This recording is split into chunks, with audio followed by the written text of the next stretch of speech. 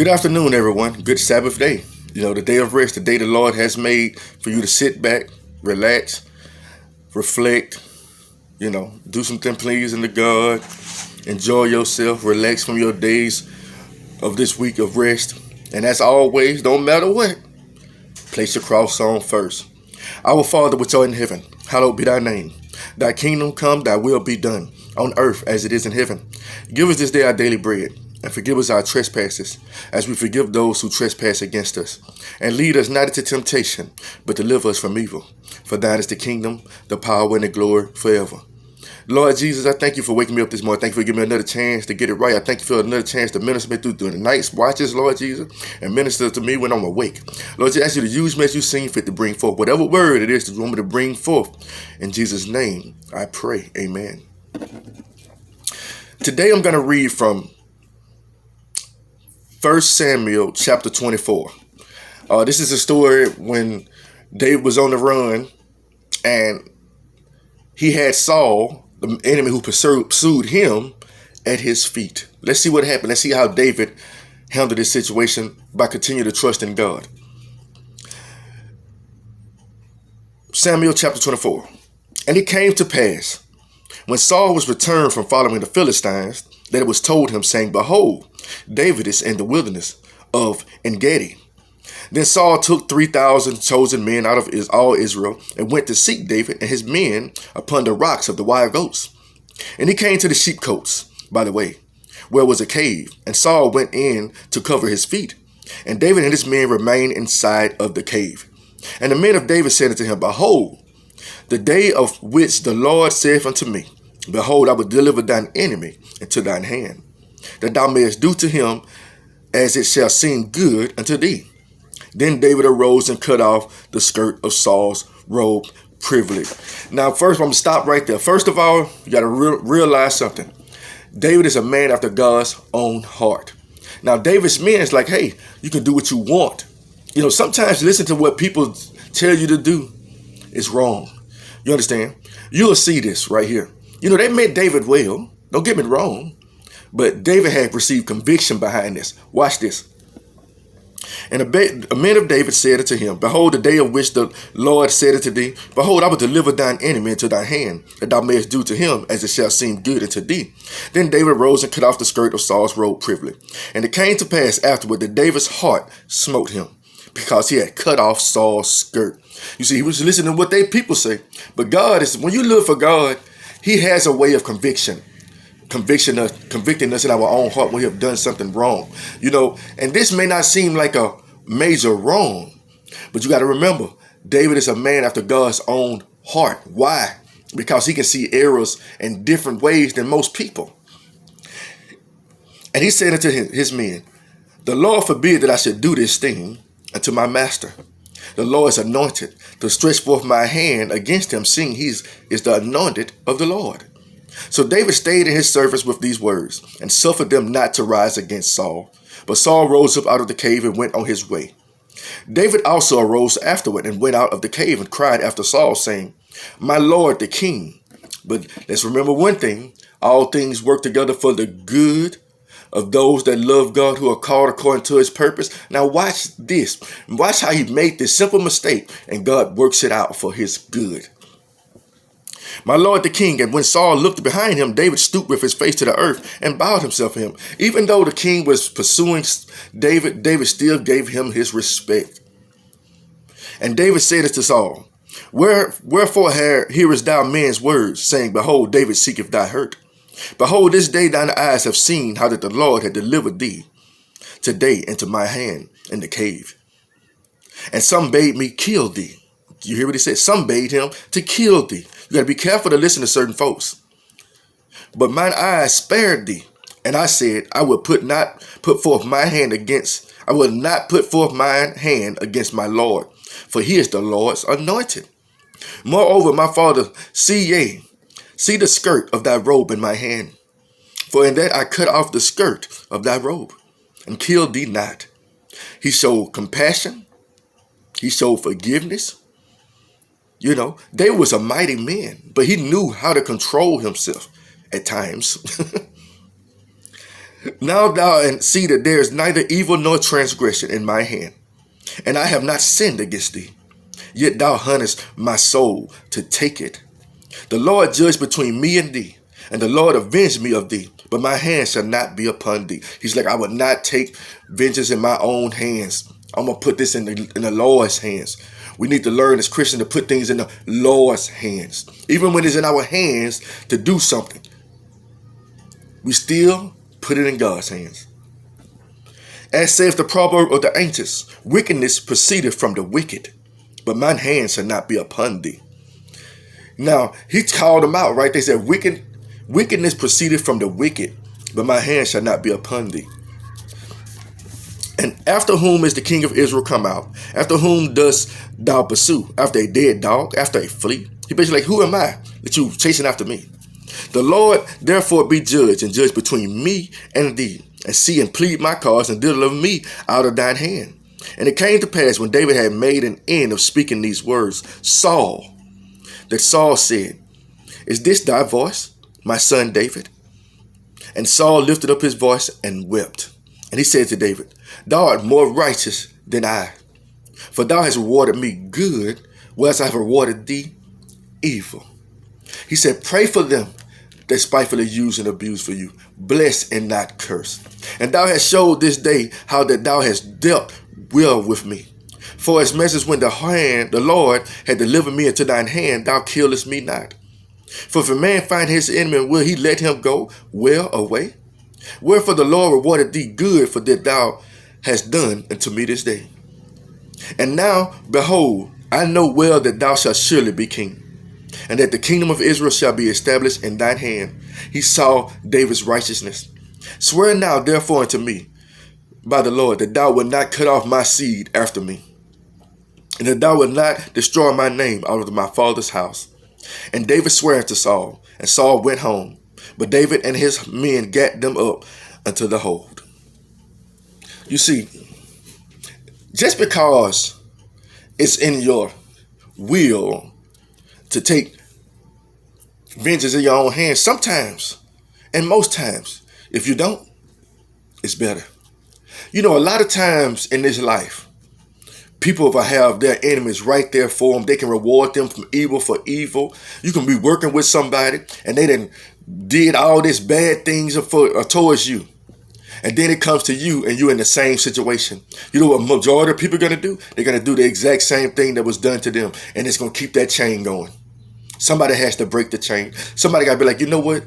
I'm not going to do to you as you have done to me. I'm going to put this in the Lord's hands. You understand? It helps every time. You know, I can give you many situations when I've been in situations as this, when I could just return evil for evil. And I'm sure you have been in situations like this too, when you can just return evil for evil. But when you pray and when you seek the Lord, He's going to help you. He's going to help you make the right decisions. You see, when I say the Lord's Prayer in the morning, when you say the Lord's Prayer in the morning, you got to really listen carefully to what the words that you are reciting. Our Father, which art in heaven, hallowed be thy name. Thy kingdom come, thy will be done on earth as it is in heaven. Give us this day our daily bread, and forgive us our trespasses as we do what? Forgive those who trespass against us. When you forgive somebody who trespassed against you, you let it go. You let it be. It's like saying, I forgive you, but then it's placed in your hands when you can smite your enemy, or you can wrong them the way he wronged you, and you do the same thing. That shows that you ain't forgive them. You see, tit for tat is not a way a Christian supposed to be. That goes in regards to your enemies and in regards to people who help you. Like, people help people because I help them because they help me. That's the same exact thing. He said, don't give to people expecting something in return. You understand? So the same way it goes for good things and for bad things. It's not no tit for tat. God, when you say that Lord's Prayer, it tells you specifically what you should do in your daily walk. Trust in God. How do you continue to trust in God? You continue to call on Him. If you read the New Testament and you see when Jesus, so many times, let's go over to the New Testament, right? You know, even when Jesus was on the cross, and it was like, deliver thyself since you are the Son of God. And guess what happened right there? That man who was talking all that trash to Jesus Jesus didn't even reward him for that. Some birds just came out of the way and ate his eyes out. He don't even know what he's talking about. Jesus could have hurt him. Jesus could have hurt many people, but he didn't. He's a compassionate God. He's a compassionate Son of God. But let's fast forward to the New Testament. You understand? Jesus had plenty of times to, now he wouldn't reward evil for evil, but he would say the truth. Just like David said, I will not reward wicked for wickedness. You know what I'm saying? Wicked people are going to do wicked things. So if people do wicked things to you and you do it to them, what does that make you? You better read the word. God said, the wicked will destroy the evil. Do the math. So if you try to reward wickedness for wickedness, you're going to destroy yourself in the end. When you reward people for things they do and you try to repay them back, you're putting yourself in the same situation as they are. He said, bless and not curse. You understand? You don't wish harm on people. You understand? You put it in God's hands. You understand? And sometimes when it's in your power to do good, what do? You do good, not evil. Because if you do evil, you got to remember what the word says. The wicked destroys the evil. They destroy one another. If you out there, you putting yourself in these situations, you understand? It is what it is. You see, I came to an understanding that when God says in Exodus, listen to this. I was finna go somewhere else, but I guess God wanted me to go back to this. I'm just going with the flow. You know, when God says this, these simple words, you understand, you have to really pay attention to certain things in this Bible, you know, because it tells you certain things. You know, you got to remember, most people, we bring swift destruction on our own hands, but God says, you'll see what I'm finna tell you. Let's go to Exodus chapter 20, and I'm going to go to chapter 5. Thou shalt not bow down thyself to them nor serve them, for I, the Lord thy God, am a jealous God, visiting the iniquity of the father upon the children unto the third and fourth generation of them that hate me. What you do has a way of coming back on you, especially when you do evil. It has a way of coming back on you. Nobody wants to see that. It's not that God is bringing it. He said he's going to bring your own vision of the iniquity of your fathers upon the children. That chain's still going. You know, you ever know something, you do something, or people, you know, watch people's lives, and like the Bible even says in Jeremiah, Ezekiel, be like, they're going to be saying this proverb against her, just like mother, like daughter. Do you understand? It's like it keeps going over. It's not that God doing anything. If people don't change their ways, it's going to rub over into the next generation. No matter what it was. And everybody has different chains that need to be broken. Everybody has a chain that needs to be broken, whether we want to believe it or not. It's not that God that rewards the evil. People bring evil on themselves. But God says all things work together, right? He knows all. He sees all. When he says something, he already knows what's going to happen. He knows that people are going to fall away from him. And he knows by falling away from him, the enemy is going to take over them. It's not that God didn't send the enemy that way. It just happens that way. When you turn away from God, things happen like that in your life. You understand? That goes for anybody else. Same way when David, right, that same righteous David who spared that man right there, later on in his life, saw a woman bathing through the window. He was like, whoa, she looks good. Hey, go get her for me. You understand? He didn't seek God. He just acted in a moment of lust. And that moment of lust caused confrontation in his household for the rest of his life. Anointed man of God. Do you understand? God forgives you. But at the same time, when God says he's going to do something, he does it. He told David, I'm going to take that son from you that you impregnated her with. And David prayed and prayed. And it was like, why are you praying? He's like, God may change his mind. But as you can see, a lot of times in certain cases, when God says something, he's going to do it. It's a difference between a warning and saying, this is what I'm going to do. Now, this is the thing about God. He'll give you a warning if you change, or he'll say, I'm going to do this. And when he says he's going to do something, he does it because God is a man of his word. God does not lie. You understand? But let's go fast forward a little bit. You understand? You know, Jesus was always ridiculed by people over and over again. You understand? And it's ridiculous how they constantly attack Jesus. Let's go to John chapter 8. I probably read this already this week, but let's go over to it. Jesus went into the Mount of Olives, and early in the morning he came again into the temple, and all the people came into him, and he sat down and taught them. All he's doing is teaching the word. And the scribes and the Pharisees brought unto him a woman taken in adultery. And when they had set her in the midst, they said unto him, Master, this woman's been taken in the adultery in the very act. Now Moses in the law commanded us that such should be stoned, but what sayest thou? Now let's put it this way, right?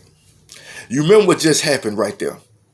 Certain things in the law, you could do certain things. Like if somebody caught in adultery, they should be stoned. But just like the Old Testament said, you have heard in times of old, they were said, evil for an eye, right? But David didn't do the eye for an eye in regards to Saul. David was a man after God's own heart. And it's before Jesus came. He was a man after God's own heart. He did not do the eye for an eye thing. He was like, I'm going to show compassion. I'm not going to be like Saul. I'm going to be different from him. Do you understand? It's your choice. You understand? That's how people are. They so focused on the law that they forget how to treat people. They forget forgiveness, the same forgiveness that God has. Let's continue. Now Moses in the law commanded that such should be stoned, but what sayest thou? So Jesus was like, okay. This day they said tempting him, but they might have to accuse him. But Jesus was so smart. But Jesus stooped down and with his finger wrote on the ground as though he heard them not. Everybody, even me, everybody was like, what did Jesus write in the sand? You understand? But you ever talk with somebody and somebody talking to you, then you start peddling with something? You know, put yourself in Jesus' shoes, like you're thinking, you're meditating on what the right words to say. You understand? Be slow to speak, swift to hear. You understand? You got to think on things. Jesus had this down to an art form. He knew what to say. Why? You know, you got to put yourself in God's situation. Like how many times when somebody's talking to you and you didn't open your mouth or you didn't say anything, but in your mind, you were seeking your heavenly Father. You're thinking like, what should I say? So put Jesus in the same way. I don't know what he wrote. I don't think it's relevant. If the word wanted us to know what Jesus wrote in there, but it's just something good to think about. Well, I wonder what he wrote in there. So when they continued asking him, he lifted up himself and said to him, he that is without sin among you, let him first cast a stone at her. Now look at that answer.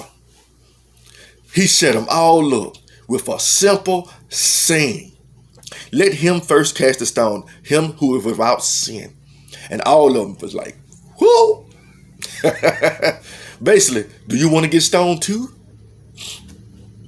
And again, he stooped down and wrote on the ground. So he wrote on the ground again. It's like he just went back to doing what he was doing. But if you do the math, watch what he says next. Now you're finna realize it. You know, the first time he stooped down, trying to answer the question, the accuser was still there. They're like, we got him. We got him. Let's see what he got to say on this. But when he stooped down the second time, watch what happens. And they which heard it, being convicted by their own conscience, went out one by one, beginning at the eldest, even to the last. And Jesus was left alone, and the woman standing in the midst. When Jesus had lifted up himself and saw none but the woman, he said unto her, Woman, where are those thine accusers? Have no man condemned thee? Don't you now you see the reason behind it? The first time, he just wanted to see what they was going to do. They wanted to test Jesus. So Jesus tested them. He tested them with the same type test they trying to test him with. But his test caused them to flee. Resist the devil and he will flee from you. You got to know what to say sometimes to that enemy of yours. David knew exactly what to say to Saul. And Saul was convicted in his heart. Sound similar? Saul was convicted in his heart. And I know he was like, I know you're going to be king now. But the Pharisees, they still blind. Let's continue on. She said, no man, Lord. And Jesus said unto her, neither do I condemn thee. Go and sin no more. It's always something. Go and sin no more. Don't do that again. Don't do that again. You got to understand what he says about forgiveness of sin. You can't keep doing the same thing. But God is a forgiving God, because guess what, people? We have, you have, continue to do the same thing over and over again. And then God forgive us. But then when somebody do something to you, grudges and junk, man. Y'all better pay attention. Then spake Jesus again unto them, saying, I am the light of the world. He that followeth me shall not walk in darkness, but shall have the light of life. Go back to David. He that follows me shall not walk in darkness. David was a man after God's own heart. Yes, he slipped and fall later on in the future. But majority of the time, David made the right decisions in regards to most things.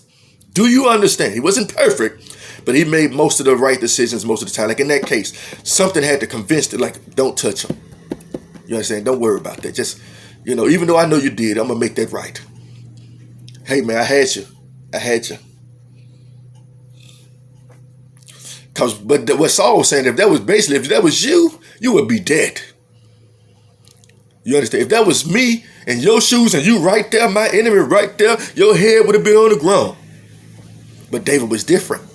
Nah, I'm not going to play that game you playing. Why? Because David sought the Lord constantly.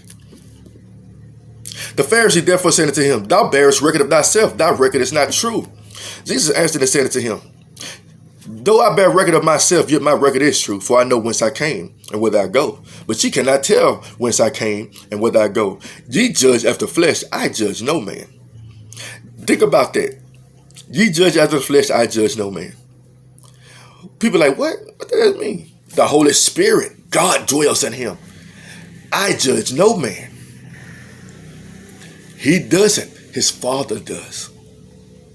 And yet if I judge, my judgment is true, for I'm not alone, but I am the Father that sent me. You would do the works that I do. I judge no man. You judge no man. But the Holy Spirit that dwells in you is the Father. The Holy Spirit speaks judgment. You can't get it no self-explanatory. Let me pause, because I got a feeling this video will be a little longer than I thought. And I'll come back to you.